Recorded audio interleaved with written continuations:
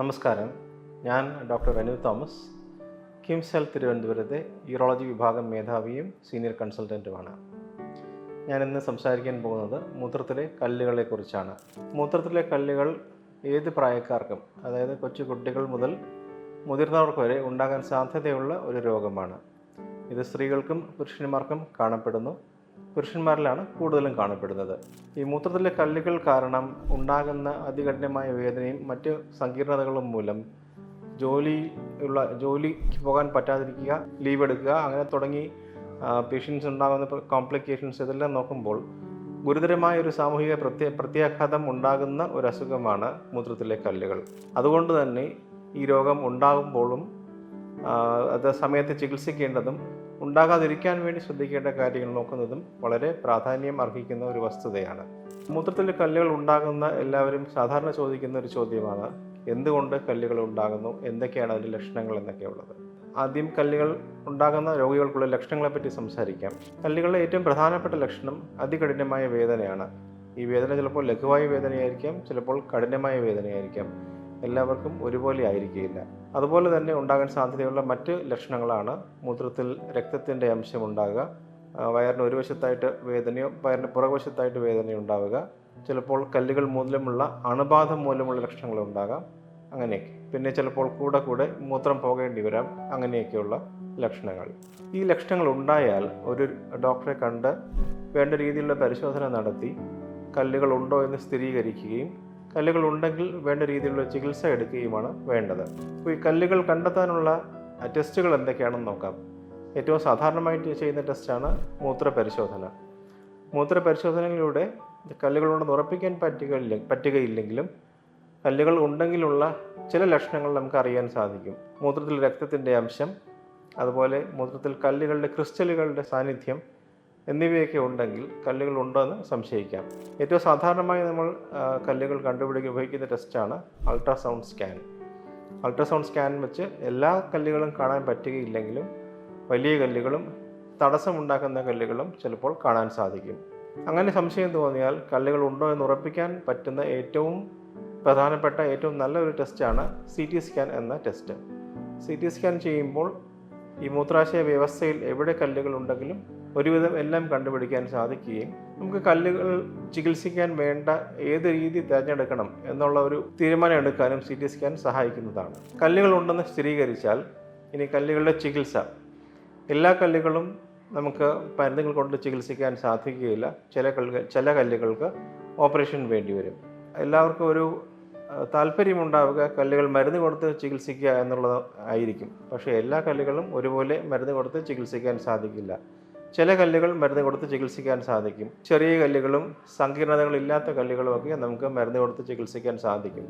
പക്ഷേ പലപ്പോഴും ഈ കിഡ്നിയിൽ നിന്നുള്ള മൂത്രസഞ്ചിയിലേക്കുള്ള ട്യൂബുണ്ട്, യൂറിറ്റർ, മൂത്രവാഹിനി കുഴലുകൾ, അതിലേക്ക് കല്ലുകൾ വന്ന് തടഞ്ഞിരുന്നാൽ അതികഠിനമായ വേദനയുണ്ടാവുകയും അതുമൂലമുള്ള മറ്റ് സങ്കീർണങ്ങളായ ഇൻഫെക്ഷൻ ഉണ്ടാവുകയും അതിനൊക്കെയുള്ള സാധ്യതയൊക്കെയുണ്ട്. അതുപോലെ തന്നെ രണ്ട് സൈഡിലും ഇതുപോലെ കല്ലുകൾ വന്ന് തടഞ്ഞിരുന്നാൽ കിഡ്നിയുടെ പ്രവർത്തനത്തെ തന്നെ ബാധിച്ച് ബ്ലഡിലെ ക്രിയാറ്റിൻ, അതായത് കിഡ്നിയുടെ പ്രവർത്തനം കാണിക്കുന്ന ടെസ്റ്റാണ് ക്രിയാറ്റിൻ, അത് കൂടാനുള്ള സാധ്യതയുമുണ്ട്. ഇങ്ങനെയൊക്കെയുള്ള സങ്കീർണതയുള്ളപ്പോൾ അതെന്തായാലും നമുക്ക് മരുന്ന് കൊടുത്ത് ചികിത്സിക്കാൻ സാധിക്കുകയില്ല. അതിന് വേണ്ട രീതിയിലുള്ള ഓപ്പറേഷനോ വേറെ രീതിയിലുള്ള എന്തെങ്കിലും പ്രൊസീജിയേഴ്സ് ചെയ്യേണ്ടി വരും. അതുപോലെ കിഡ്നിക്കുള്ളിലുള്ള വലിയ കല്ലുകൾ നമുക്ക് മരുന്ന് കൊടുത്ത് ചികിത്സിക്കാൻ സാധിക്കുകയില്ല. അതിനുവേണ്ടിയുള്ള ഓപ്പറേഷൻ വേണ്ടി വരും. മൂത്രസഞ്ചിയിലുള്ള വലിയ കല്ലുകൾ, അതും നമുക്ക് മരുന്ന് കൊടുത്ത് മാത്രം ചികിത്സിക്കാൻ സാധിക്കുകയില്ല. എങ്ങനെയൊക്കെയാണ് ഓപ്പറേഷൻ ചെയ്ത് കല്ലുകൾ ചികിത്സിക്കാൻ സാധിക്കുക? മുമ്പത്തെ കാലത്ത് എല്ലാം ഓപ്പൺ സർജറി, അതായത് മുറിവുണ്ടാക്കിയുള്ള ഓപ്പറേഷനിൽ കൂടെ മാത്രമേ കല്ലുകൾ പുറത്തെടുക്കാൻ സാധിക്കുമായിരുന്നുള്ളൂ. ഇപ്പോൾ ആധുനികമായിട്ടുള്ള പല ചികിത്സാ രീതികളുമുണ്ട്. ഏറ്റവും പ്രചാരത്തിലുള്ള ഒരു സംഗതിയും ഇപ്പോൾ അത്ര വലിയ പ്രചാരത്തിലില്ലാത്ത ഒരു സംഗതിയുമാണ് ESWL, അതായത് പുറത്ത് മുറിവുകളൊന്നും കൂടാതെ തന്നെ മർദ്ദതരങ്ങൾ ഉപയോഗിച്ച് കല്ലുകൾ പൊടിക്കുക എന്നുള്ളത്. ചില കിഡ്നി സ്റ്റോൺസ് ഇങ്ങനെ പൊടിക്കാമെങ്കിലും എല്ലാ കല്ലുകളും ഇത് വെച്ച് പൊടിക്കാൻ സാധിക്കുകയില്ല. പിന്നെ പ്രധാനപ്പെട്ട ഒരു ചികിത്സാ രീതിയാണ് യൂറിട്രോസ്കോപ്പി എന്ന ചികിത്സാ രീതി. അതായത് മൂത്രവാഹിനി കുഴലിൽ തടഞ്ഞിരിക്കുന്ന കല്ലുകൾ പുറത്ത് മുറിവുകളൊന്നും ഇല്ലാതെ മൂത്രനാളിയിൽ കൂടെ തന്നെ ഉപകരണം കടത്തി കല്ലുകൾ കണ്ട് കല്ല് ലേസർ വെച്ചോ അല്ലെങ്കിൽ വേറെ ന്യൂമാറ്റിക് ലിത്തോട്രിപ്സി എന്ന ഉപകരണം വെച്ചോ കല്ല് പൊടിക്കുന്ന ചികിത്സാ രീതിയാണ് യൂറിട്രോസ്കോപ്പി. അതുപോലെ കിഡ്നിക്കുള്ളിലെ വലിയ കല്ലുകൾ ചികിത്സിക്കാൻ വേണ്ടി ഉള്ള ഓപ്പറേഷനാണ് PCNL എന്ന ഓപ്പറേഷൻ.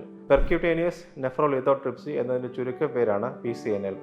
ഈ PCNL ചികിത്സ ചെയ്യുമ്പോൾ ഈ കിഡ്നിക്കകത്തുള്ള കല്ലുകൾ എടുക്കാൻ വേണ്ടിയിട്ട് ചെറിയ മുറിവുണ്ടാക്കി നേരിട്ട് കിഡ്നിക്കുള്ളിലേക്ക് ഒരു കുഴൽ കടത്തി അതിനകത്തുകൂടി ഉപകരണം കടത്തി കല്ലുകൾ പൊടിച്ച് നീക്കം ചെയ്യുന്ന ട്രീറ്റ്മെൻറ്റാണ് PCNL. ഇത് തന്നെ മുമ്പ് കുറച്ചുകൂടെ വലിയ കുഴലായിരുന്നു. ചെറിയ സൈസുള്ള കുഴലുകൾ വെച്ച്, അതായത് മിനി പെർക്ക് എന്ന ഓപ്പറേഷൻ അതുപയോഗിച്ചാണ് ഇപ്പോൾ സാധാരണമായിട്ടും ചെയ്യുന്നത്. ഇനി വേറെ എന്നുള്ളത്, കിഡ്നിക്കകത്തുള്ള അത്ര വലിപ്പമില്ലാത്ത കുറച്ച് ചെറിയ കല്ലുകളാണെങ്കിൽ നമുക്ക് പുറത്ത് മുറിവില്ലാതെ മൂത്രനാളിയിൽ കൂടെ തന്നെ ലേസർ ഉപയോഗിച്ച് ചികിത്സിച്ച് ഭേദമാക്കാൻ സാധിക്കും. അതിന് ആ ഒരു ഓപ്പറേഷൻ്റെ പേരാണ് RIRS എന്നുള്ളത്. അതായത് മൂത്രനാളിയിൽ കൂടെ ഫ്ലെക്സിബിൾ യൂറോട്രോസ്കോപ്പ് എന്ന ഉപകരണം കടത്തി കല്ലുകൾ കണ്ട് ലേസർ ഉപയോഗിച്ച് കല്ലുകൾ പൊടിക്കുന്ന ചികിത്സാ രീതി. മൂത്രസഞ്ചിയിലെ കല്ലുകളും മുമ്പ് ഓപ്പൺ സർജറി ആയിരുന്നു വേണ്ടിയിരുന്നത്. ഇപ്പോൾ പക്ഷേ അതും ഇതുപോലെ ലേസർ ഉപയോഗിച്ചോ അല്ലാതെ വേറെ ഇതുപോലെ തന്നെ മിനിമലി ഇൻവേസീവ് സംവിധാനം ഉപയോഗിച്ച് ചികിത്സിക്കാൻ സാധിക്കും. ഇതൊക്കെയാണ് കല്ലുകൾ ചികിത്സിക്കാനുള്ള ഓപ്പറേഷനുകൾ. എന്ത് തരം കല്ലുകൾ ഉണ്ടാകുന്നു അതനുസരിച്ചാണ് നമ്മൾ കല്ലുകൾ മരുന്ന് കൊടുത്ത് ചികിത്സിക്കുന്ന ഒരു സംവിധാനം നോക്കുന്നത്. എല്ലാ കല്ലുകളും ഒരുപോലെ ആയിരിക്കില്ല, അതിൻ്റെ കോമ്പോസിഷൻ വ്യത്യാസപ്പെട്ടിരിക്കും. ഏറ്റവും സാധാരണമായി ഉണ്ടാകുന്നത് കാൽഷ്യം ഓക്സലേറ്റ് സ്റ്റോൺസ് ആണ്. അത് കഴിഞ്ഞാൽ ഉണ്ടാകുന്നത് യൂറിക് ആസിഡ് സ്റ്റോൺസ് ആണ്. അത് കഴിഞ്ഞാൽ അത്ര സാധാരണമല്ലാത്ത സിസ്റ്റൈൻ സ്റ്റോൺസ്, അങ്ങനെ വേറെ കുറച്ച് കല്ലുകളുണ്ട്. അപ്പോൾ നമ്മൾ ഈ കല്ലിൻ്റെ കോമ്പോസിഷൻ അറിഞ്ഞു കഴിഞ്ഞാൽ നമുക്ക് എന്ത് രീതിയിൽ ഏത് മരുന്ന് കൊടുത്ത് ചികിത്സിക്കാം, എന്ത് ഭക്ഷണ സാധനങ്ങൾ നമ്മുടെ ആഹാരത്തിൽ നിന്ന് ഒഴിവാക്കണം എന്നുള്ള ഒരു ഊഹം കിട്ടുകയും അത് ഡോക്ടറോട് ചോദിച്ച് മനസ്സിലാക്കി രോഗി ആ ഭക്ഷണ സാധനങ്ങൾ ഒഴിവാക്കുകയും ഏറ്റവും പ്രധാനമായിട്ട് ധാരാളമായി വെള്ളം കുടിക്കുകയും ചെയ്യണം കല്ലുകൾ ഒഴിവാക്കണമെന്നുണ്ടെങ്കിൽ. ചില കല്ലുകൾക്ക് ദീർഘനാൾ മരുന്നുകൾ ആവശ്യമായിട്ട് വരും. ഉദാഹരണത്തിന് യൂറിക് ആസിഡ് കൂടുതലാണെങ്കിൽ യൂറിക് ആസിഡ് കുറഞ്ഞിരിക്കാനുള്ള മരുന്നുകൾ ആവശ്യമായിട്ട് വരും. ഇങ്ങനെയൊക്കെയാണ് സാധാരണ രീതിയിൽ കല്ലുകൾ ചികിത്സിക്കുന്നത്. നന്ദി.